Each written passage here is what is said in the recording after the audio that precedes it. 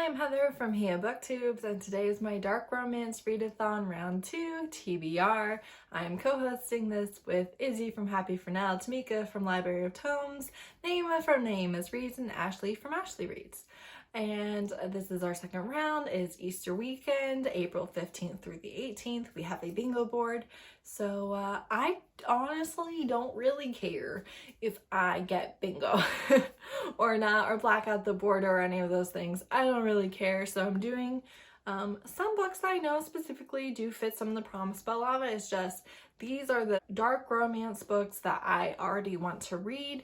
And also because I am a host, I have tried to not have any repeats from the last round's TBR, even though some of those books I still haven't read.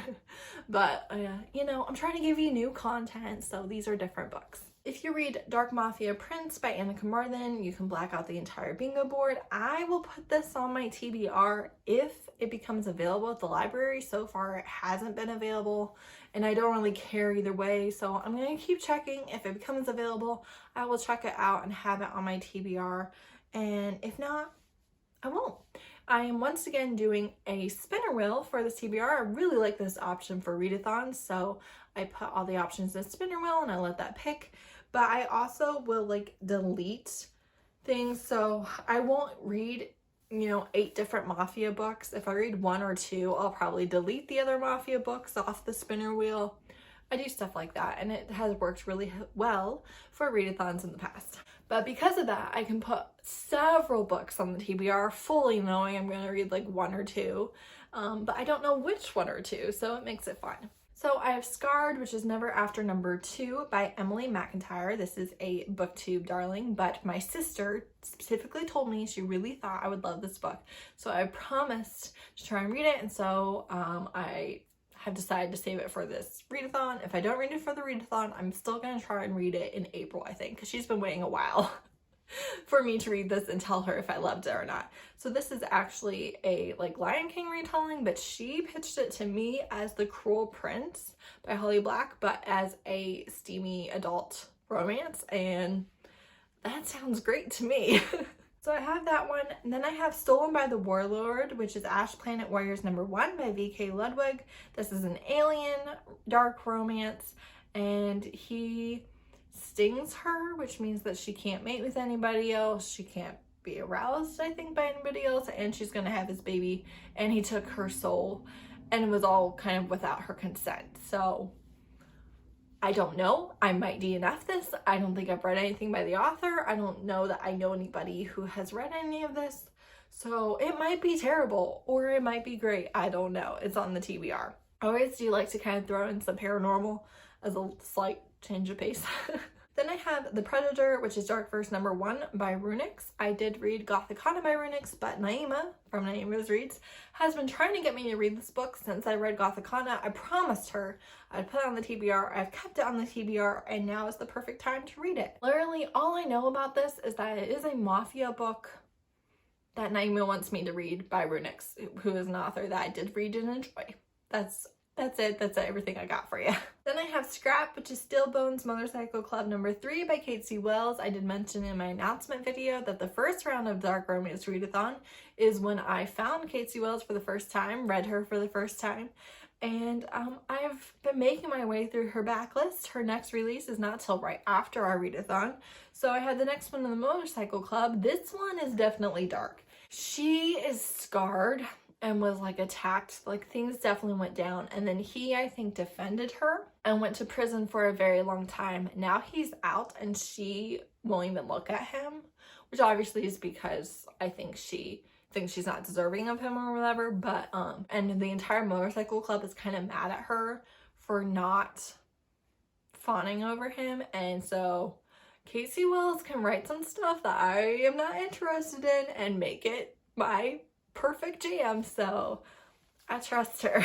Then I have Crime Lord's Captive, which is Crime Lord number 1 by Mia Knight. This has honestly been on my radar for literally years, but I never wanted to read it because I read Twist Me by Anna Zaris years ago, and it's the darkest trilogy I've ever read, I feel like, and it really just kind of traumatized me, and I didn't like it at all, and so I when I saw this comped to it, I was like, oh, that's gonna be too dark for me. Well, then my sister read this one and read the series and saw that Twist Me was recommended for it. So she got it and she's like, oh no, this is way too dark. So she didn't read it. She read this one. She was going to read Twist Me because she thought it would be good like this one. I did read Twist Me and didn't read this one because I figured it would be too dark like Twist Me. I hope all of that made sense. But she said it's really not very dark. So you do have, I think, maybe sex trafficking, and she's captive and he owns her, rescues her, something. I don't know. My sister said it really wasn't that dark. So again, completely on her recommendation. Then I have Mr. Librarian by B. Love. This is a woman I believe is crying in his library and he wants to make things better for her, but dark things from their past come up. So I don't think that the romance between the main character and the love interest will be dark, but I think that a lot of the backstory will be heavy, and because of that I've been kind of putting off reading this, so I figured this would be a good time to try and prioritize it. And B. Love does have Mafia books, but the first one I read had a lot of content warnings, a lot of domestic abuse, and it was really pretty heavy for me, so I haven't been continuing with that series. But she does list the page and paragraph where those scenes are, so if you wanted to skip and wanted to include her, you definitely could. Then I have There Are No Saints, which is Sinners Do It #1 by Sophie Lark. In my March wrap-up, I just mentioned I read my first Sophie Lark. I thought about putting the next Mafia one on, but decided against it. I'm going with this is a new adult serial killer love triangle situation. Again, Naima loved it, and it's been on my radar for a while. Figured I would throw it in here. Then I have The Woman with the Scar, which is Costa Family #3 by Jessica Gadziella. This is he's like an enforcer. He's the guy that does the bloody stuff. He's very violent, but he also is very sweet. He has been very sweet to some of the other main characters in the series, and so I'm very interested in getting his story. Obviously, The Woman with the Scar indicates that our main character has not had the easiest time either, and I am very curious to see what Jessica did with this one. Then I have The Dawn, which is The Family #5 by Katrina Jackson.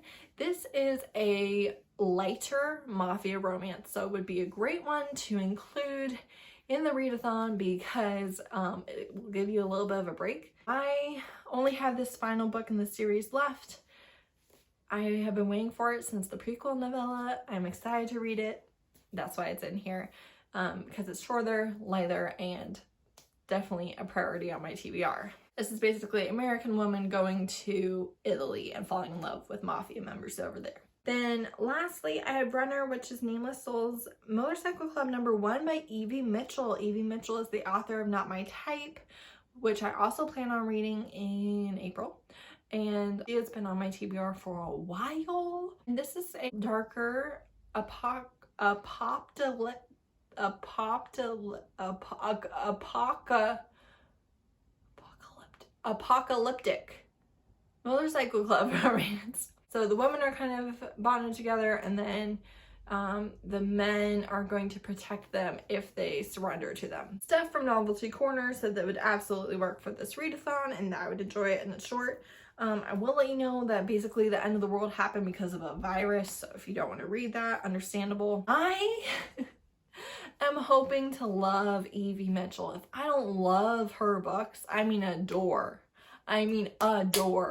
her books, I'm going to be genuinely devastated.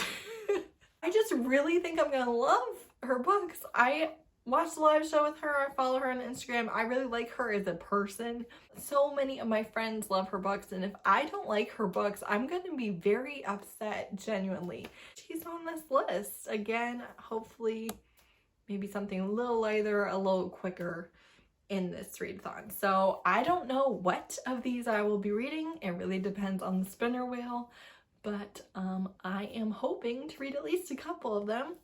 Let me know if you have a TBR. If you tag me or let me know, I will try to share it, whether that's here on YouTube or on Instagram. Let me know where you made it right, and I'm really looking forward to the readathon, and I hope you are too. Thanks so much for watching. Bye!